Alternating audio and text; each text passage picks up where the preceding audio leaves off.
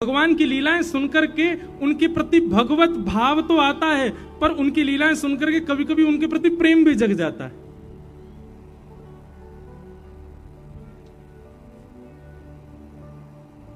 और नन्हे से ठाकुर जी, एक गोपी आई, वह गोपी तो कह रहे हैं, अरे गोपी जी क्या कर रही है तू? बहुत ध्यानपूर्वक सुनियो, ठाकुर जी की कैसी प्रेम लीलाएं हैं। अब ये सारी लीलाएं सुनकर के ठाकुर जी के प्रति भगवान भाव नहीं आता, प्रेम भाव आता है। ठाकुर जी यशोदा मैया की गोदी में बैठे हैं और सबरी गोपियां चारों ओर बैठी हैं और ठाकुर जी बैठे बैठे उदास बैठे हैं, रूठे बैठे हैं। यशोदा मैया बोली, लाला तू काहे को रूठ गयो है? बोले, मैया मैंने जो रात को तोते कही कई बार काम को करवा दे। सब गोपी बोली, मैया कहा कही लाला ने रात को? यशोदा मैया इसकी बोली, अरे कहा बताऊं, रात में मुझे यूं करो मेरा ब्याह कराए दो। मैया अब मैं बूढ़ो है तो जा रहा हूं, मेरा ब्याह करा दो। 3.5 बरस को भयो अभी, और यूं करो मैया अब का मेरा ब्याह तू बुढ़ापे में करावेगी, अब तो मेरा उम्र हैगी, मेरा ब्याह करा दे। ऐसी ऐसी बात ने बनावे। सो एक गोपी बोली, अच्छा लाला ब्याह करेगो? बोले हाँ करूंगो। कैसी छोरी ते करेगो? बोली मैं ढूंढ के अपने आप करूंगा, जैसी मुंह को भावेगी बातें करूंगा। तो सब गोपियों ने विनोद में कही, लाला इतनी सारी गोपी बैठी हैं यहाँ पे, तू अपने आप एक काम के ढूंढ के जो तो को बढ़िया लगे, बाकी गोद में जाके बैठ जाओ, जाके गोद में तू बैठ जाएगो भाई, तो तेरा ब्याह करा देंगे। लाला बोलो सांची? बोला हाँ सांची। सो ठाकुर जी यशोदा मैया की गोद पे उठ गए, गोपीन के घूंघट उठा में, मैया जे तो बूढ़ी है गई, जाते ना कर रो। दूसरी गोपी के पास गई, मैया जी तो कानी है या कि तो आंख ही ना है? अच्छा है नहीं, जबरदस्ती ठाकुर जी बोल रहे हैं। तीसरी गोपी को मुंह उठा के, मैया जी तो तेज लगे मुंह को, तो घर से निकाल देगी, या तो ब्याह ना कर रो मैं। ऐसी सब गोपीन के आगे घूम रहे। वहीं दूर एक बिना दांत वाली गोपी बैठी, बूढ़ी बिल्कुल 120 वर्ष की। वो मंद मंद मुस्कुरा रही और मन में सोच रही, बोले लाला तो सबरी युवा युवा गोपीन के पास जाएगो, अब मैं कहा करूं, मैं तो इतनी वृद्ध है गई, मैं तो उबा पंक्ति में ना बैठ सकूं जहां लाला घूंघट उठा रहा है। लेकिन मनी मन खुश है रही है, लाला की लीला देख करके नेत्रन से आंसू निकल रहे हैं और बीच बीच में अपने आंसू पहुंच रही है, एक भी दांत नहीं है वाक्य। लाला सब गोपीन के घूंघट उठा उठा के देख रहा और सोई ठाकुर जी की दृष्टि पड़ी, वो बूढ़ी बिना दांत वाली गोपी बैठी का है। ठाकुर जी बोले, मैया तेरी बहू मिल गई, और दौड़ के गए और बिना दांत वाली वह गोपी की गोद में बैठ गए। मैया मैं तो यही तो ब्याह करूंगा। मैया बोली, लाला जाके तो एक दांत ना है, जाते का ब्याह करेगो? बोले मैया बढ़िया है ना, माखन खावे में दांत ना है चाहिए हो वे, मैं हूं माखन खाऊंगा जो चप चप खायो करेगी। और वह गोपी से ऐसे अंक भर गए, गोपी वह वृद्धा गोपी को इतना सुख प्रदान कियो, सब युवा गोपी देखती रह गई और ठाकुर जी वह को सुख दे रहे हैं। अब ये लीला सुनकर के आपके चित्त में ठाकुर जी के प्रति श्रद्धा उमड़ी, भक्ति उमड़ी, विश्वास उमड़ा कि प्रेम उमड़ा? प्रेम उमड़ा ना। वेद व्यास जी से कहा गया, ऐसे ग्रंथ का निर्माण करो जिसको सुनने के बाद श्रोता के चित्त में प्रेम प्रकट हो। बंधुओं, संसार में प्रेम करने लायक कोई भी नहीं है। इस संसार के जितने मानव है ना, ये सब धोखेबाज हैं, कोई प्रेम नहीं करेगा आपसे।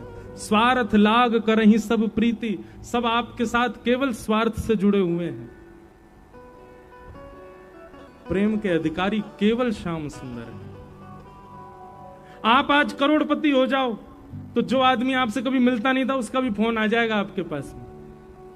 और आज आप भगवान ना करे किसी कारण से आपका घर बार सब छूट जाए, किराए के मकान में चले जाओ, रोज फोन करने वाला भी आपको ब्लॉक लिस्ट में डाल देगा। क्यों? अब इससे हमारा कोई संबंध नहीं। लेकिन आप करोड़पति बन जाओ, चाहे आप किराए के मकान में चले जाओ, आपके गोपाल जी आपको छोड़ के कहीं नहीं जाएंगे। आप जहां जाओगे संग जाएंगे। आप 56 भोग पाते थे तो भी गोपाल जी आपके पास रहेंगे, और आपके यहाँ एक समय की रोटी बनती है तो भी गोपाल जी आपको नहीं छोड़ेंगे। ठाकुर जी कभी त्याग नहीं। तो असली प्रेमी कौन? जो हर स्थिति में हमारे संग रहे। ऐसे तो केवल गोपाल जी। श्री कुम्मन दास जी के चरित्र में आता है कि कुम्मन दास जी के यहां पर बिछाने के लिए आसन भी नहीं था घर में। इतनी दीन स्थिति थी कुम्भन दास जी की, पर गोपाल जी उनकी गोद में आकर के खेलते थे। कुम्भन दास जी तिलक पता कैसे लगाते थे? 2 क्रिया थी। एक, यहां भैया कुछ जाके बोले आओ, यहां बाहर हल्ला नहीं करें, बस सब लोग इधर देखो। कुम्भन दास जी 2 तरीका से तिलक लगाते थे, बहुत ध्यान से सुनना। एक तो उनके पास में मट्टी की एक हौद जैसी थी छोटी, वहां में जल भर लेते और जल भर के वही में अपने प्रतिबिंब को देख करके तिलक लगाते। और कई बार तिलक पतो कैसे लगाते? ठाकुर जी उनकी गोद में बैठ जाते और ठाकुर जी कहते, हाँ कुंभना यहीं धल ले श्री को, और यहीं तो खींच खींच खींच ऊपर, अरे देख टेढ़ो जा रहा हो, सीधो कर ले, सीधो कर ले। लाला अब सीधो ना, मैं ठीक करूं। सो ठाकुर जी अपनी जिह्वा से अधरामृत लेके फिर उनके तिलक को सीधो करते, कुम्भन दास जी को तिलक लगाते। तू अपनो श्रृंगार करत है, ये दर्पण हाथ दिखावत है।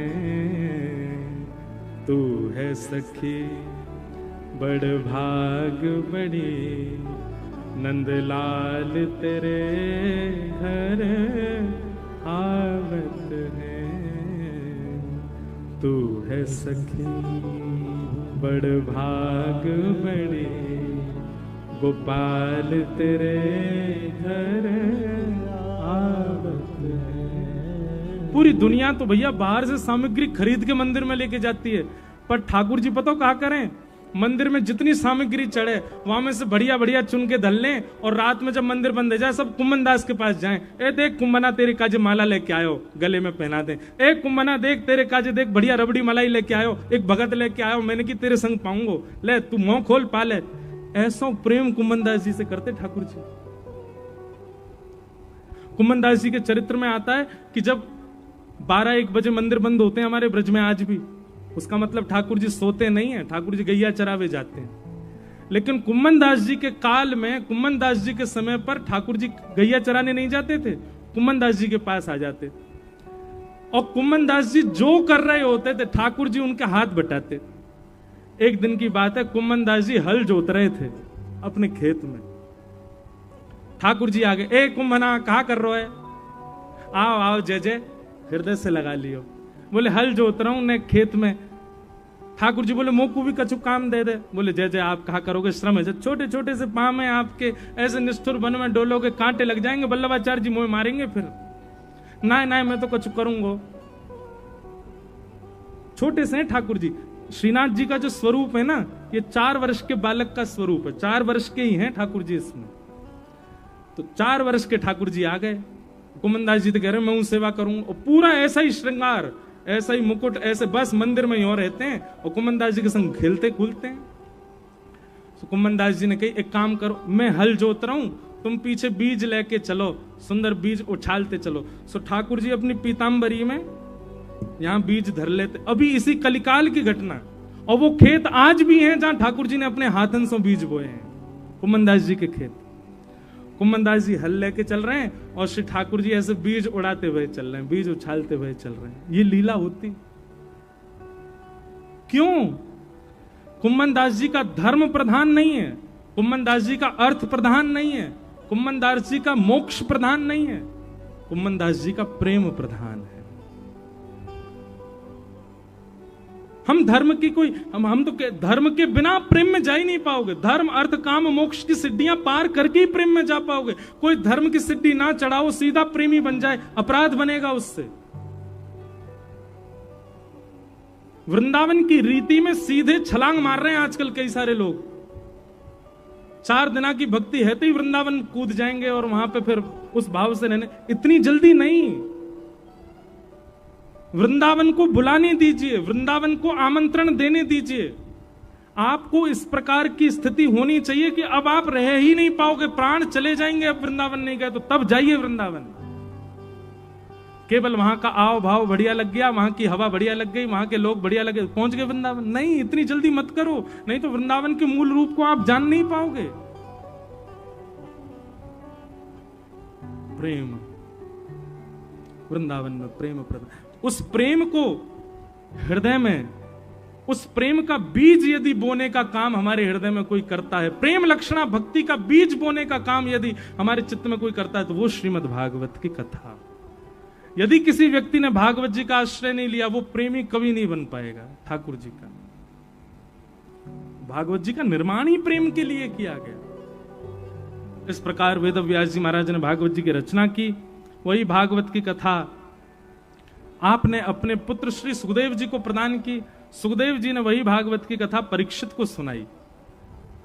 सौनकादि ऋषियों ने प्रश्न किया, ये परीक्षित कौन है? तो परीक्षित के वंश के विस्तार के रूप में थोड़ी महाभारत की कथा सुनाई। और उसी महाभारत प्रसंग में कुंती स्तुति, भीष्म पितामह की स्तुति आदि आदि मैंने बहुत विस्तार से कई बार कही है, सबको सुनाया। अंत तो गत्वा पांडव परीक्षित को राज्य गद्दी पर बिठा करके स्वर्गारोहण को चले गए। परीक्षित राजा को दिग्विजय के समय एक दिन कलयुग मिला। बहुत ध्यान से सुनिएगा। और कलयुग को राजा परीक्षित ने 5 जगह प्रदान की हैं। बहुत आश्चर्य की बात है, कलयुग के पास केवल 5 स्थान हैं। सब जगह नहीं है कलयुग। इस समय इस पंडाल में कलयुग है कि नहीं बताइए? नहीं है, आ ही नहीं सकता यहां पर। कलयुग केवल 5 स्थानों पर निवास करता है, पर हम सब पर कलयुग का प्रभाव है। इसका मतलब 5 में से कहीं ना कहीं हमने भी अपने हाथ पांव तो मारे हैं, इसीलिए कलयुग आया है। द्यूतम पानम स्त्रियः सूना यत्रा धर्मश्चतुर्विध पुनश्च याचमानाय जातरूपमदात् प्रभो। 5 स्थानों पर कलयुग का निवास है। बहुत ध्यानपूर्वक सुनिएगा। सबसे पहले द्यूतम यानी कि जुआ। जुआ का मतलब बंधुओं क्या होता है? भगवान की पत्नी लक्ष्मी को जब आप दांव पर लगा करके और किसी से जीत हार की सौदेबाजी करते हो, उसी को जुआ कहते हैं। बुरा नहीं मानिएगा, ये जो शर्त लगाते ना, ये भी जुआ ही है। लगी 500 की शर्त, ये भी जुआ है। 10 रुपए, 1 रुपया, 58, 54 कितने का भी आप धन का प्रयोग करते हो, तुरंत जुआ हो जाता है। जुआ कभी नहीं खेलना है। धन को दांव पर कभी भी मत लगाइए। आप खेल कोई भी खेलिए, आप शर्त किसी और चीज, समोसा की शर्त लगा लो, रसगुल्ला की शर्त लगा लो, गुलाब जामुन की शर्त लगा लो,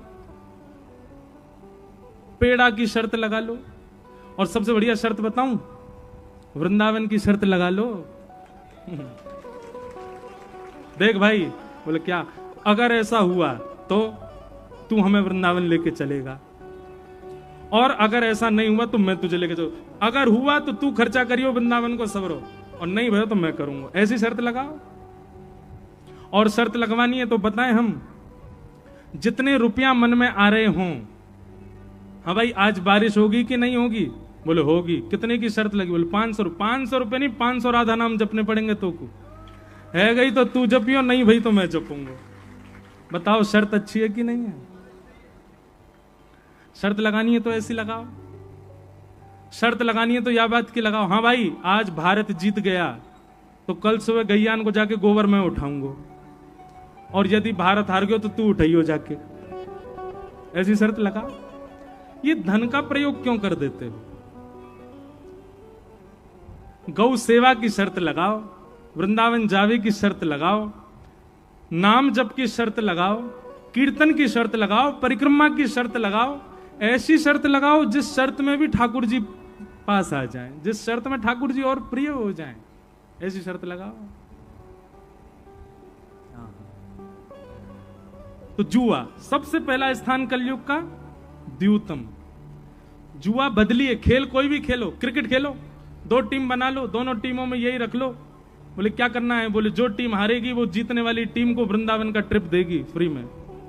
ऐसे खेलो। हमारा एक जगह खेल, अब यहाँ जलंधर में तो हम बहुत बीमार हो गए, हम खेले ही नहीं पा रहे, हम लोगों से मिले ही नहीं पा रहे। नहीं तो हम खेलते हैं हर कथा में, सुबह का नियम है क्रिकेट खेलेंगे सबके साथ।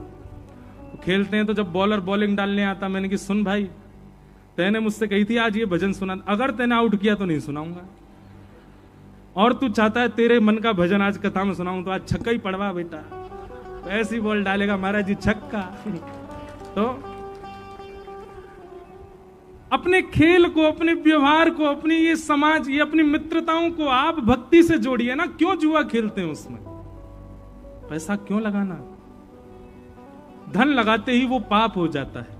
तो सबसे पहला द्यूतम कभी नहीं करना है। और एक और बात सुनिए, जुआ नहीं खेलने का मतलब लक्ष्मी का दुरुपयोग नहीं। तो लक्ष्मी का जहां भी आप दुरुपयोग करते हो, अगर लक्ष्मी का व्यय करके कोई मांस खरीद रहा है, वह भी जुए के समान है। आप लक्ष्मी देकर के गलत वस्तु क्यों खरीद रहे हो? लक्ष्मी देकर के गलत पान की वस्तु क्यों ले रहे हो? लक्ष्मी देकर के आप दुरुपयोग, गलत काम के लिए लक्ष्मी दे रहे हो, गलत चीजों में लक्ष्मी का व्यय कर रहे हो, वह भी जुए के समान है। लक्ष्मी को कहीं भी गलत स्थान पर देना वो पाप के समान है। दूसरी बात, पानम, पान, पानम का मतलब है मदिरा पान। इसमें कलयुग का निवास है। संभवतः इस पंडाल में तो कोई भी ऐसा नहीं बैठा होगा जो पानम करता हो। पर सुनो अब एक बात, अब आप लोग फंस गए हो। अब जो भी पानम करने वाला पंडाल में बैठा है वो फंस चुका है। क्यों? क्योंकि अब हम मंच से ऐसा कुछ बोलने वाले हैं। आज के बाद, अब कथा सुनने के बाद, अगर आपने पान किया, अगर आपने यहां कथा सुनने के बाद पुनः अपनी जिह्वा पर उस असद वस्तु का सेवन किया, तो आपके पूर्व के पाप, आपके पूर्वजों के पाप, आपके परिवार के समस्त पाप मल्टीप्लाई इनटू 1000 होके आपको लगेंगे। अब करो। आपको एक बात कहें, श्राद्ध पक्ष चल रहा है और श्राद्ध के नियमावली में बताते हैं कि जो बालक पान करता है और कभी श्राद्ध आने पर अपने माता पिता को तर्पण करता है या उनके नाम से ब्राह्मण भोज कराता है, तो उसके पितृ भी उसके हाथ का जल स्वीकार नहीं करते। भैया आपसे हमारी प्रार्थना, नशा करवे को इतना ही शौक है तो हमारी किशोरी जी के नाम को कर लो, कथा को कर लो, ठाकुर जी को कर लो। आज भारत में सबसे ज्यादा युवा अपने प्राणों का बलिदान कर रहे हैं नशा करके, प्राणों की आहुति दे रहे हैं। क्यों प्राण निकल रहे हैं? बोले ये नशा कर लिया, ये नशा कर लिया। अब दुनिया भर के नशा करते हैं, उससे प्राण निकल रहे हैं युवाओं के। हमें कहना बहुत उचित तो नहीं लग रहा है, पर नशा करने वाला हर व्यक्ति जानता है कि नशा करने से प्राण निकल जाते हैं। तो मतलब आपको पता है कि आप प्राण त्यागने के लिए ही नशा कर रहे हो। तो जब पता ही है कि प्राण निकलने ही है, प्राण त्यागने ही है, तो अपने देश के लिए शहीद होने के लिए जाइए ना।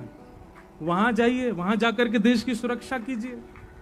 वहां इतने सारे मां के पूत, वहां इतने सारे मां के बालक, कितनी हमारी बहनों के पति अपने अपने जीवन का दान कर देते हैं पूरे राष्ट्र की रक्षा के लिए। वो भी तो युवा हैं, वो भी तो किसी मां के पुत्र हैं, किसी बहन के पति हैं, किसी बालक के पिता हैं। क्यों त्याग कर रहे हैं वो इतनी युवावस्था में अपने प्राणों का? केवल अपने देश के लिए। और हम लोग किस लिए प्राण त्याग रहे हैं? वो नशा करके त्याग रहे हैं। सत्य बताएं तो शव यात्रा में जाने वाली भी बात करते हैं, बहुत पीता था, पिए पड़ा रहता था नाली में। मतलब जिस शव यात्रा में दूषित व्यक्ति की भी प्रशंसा कर दी जाती है, नशे से मरने वाले की तो वहां भी प्रशंसा नहीं करता कोई भी, फिर भी नशा करते हैं लोग। आपको पता है, एक बात हम कथा में कहते हैं कि तंबाकू की जो खेती होती है ना, उसमें बाउंड्री की आवश्यकता नहीं होती। तंबाकू खेती होती पंजाब में नहीं होती, गुजरात में होती है। उसमें बाउंड्री बनाने की जरूरत नहीं है। बाउंड्री क्यों बनाई जाती है? क्योंकि जानवर उजाड़ देते हैं, जानवर खा जाते हैं। और सबसे ज्यादा हरा भरा खेत होता है तंबाकू का, और हरा भरा खेत देखते ही गधा मचल जाता है। लेकिन तंबाकू खेत में गधा भी नहीं जाता। सोचो, गधा भी नहीं खाता उसको, गधा भी नहीं लेता अपनी जीभ पर। और जब मानव जब ऐसे करता है ना, तो गधा भी हंस जाता, बोले ले इसको तो हम भी नहीं खाते, इसको ये खा रहा है। इसलिए भैया भक्ष भक्ष सेवन, तांबूल लो, ठाकुर जी की प्रसादी बीड़ा पाओ, पान पाओ, मिष्ठान मुखवास लो, लेकिन तंबाकू नहीं, मदिरा नहीं, ऐसा कोई भी पदार्थ नहीं लेना है जिससे हमारा चित्त एक क्षण के लिए भी अनकॉन्शियस होता है, एक क्षण के लिए हम अपने आपे से बाहर हो जाते हैं। ऐसी सब पदार्थों को सेवन करने से कलयुग का प्रभाव होता है। तो पहला, जुए में कलयुग का निवास। दूसरा, पानम, दूषित वस्तुओं में कलयुग का निवास। और तीसरा, पर स्त्री संग और पर पुरुष संग में कलयुग का निवास है। विवाह के उपरांत आप ये दृढ़ निश्चित हो जाइए कि आप एक पत्नी व्रती रहो, एक पतिव्रता रहो। अगर उसके उपरांत आपका मन कहीं और जाता है, अरे किसी के रूप पर भी जाता है, तो भी आपके ऊपर कलयुग का प्रभाव हो जाएगा। इसलिए भैया ये दृढ़ता पूर्वक करो। चौथा निवास स्थान कलयुग का कौन सा है? कलेश, लड़ाई झगड़ा विवाद, मार काट, एक दूसरे की टांग खींचना, उल्टा सीधा बोलना, तेज आवाज में बात करना, मारपीट करना, जबरदस्ती विवाद बढ़ाना। पता चल रहा है कि ये सामान्य रूप से थम सकती है बात, नहीं, हमको तो विवाद ही करना है। इस प्रकार का स्वभाव जिनका होता है उन पर कलयुग का प्रभाव होता है। और पांचवा और अंतिम स्थान है कलयुग का बिना मेहनत के कमाया गया धन, बिना परिश्रम के कमाया गया धन। इन 5 स्थानों में कलयुग का निवास है। इन 5 स्थानों से स्वयं को बचाओ। इस प्रकार कलयुग को 5 स्थान दिए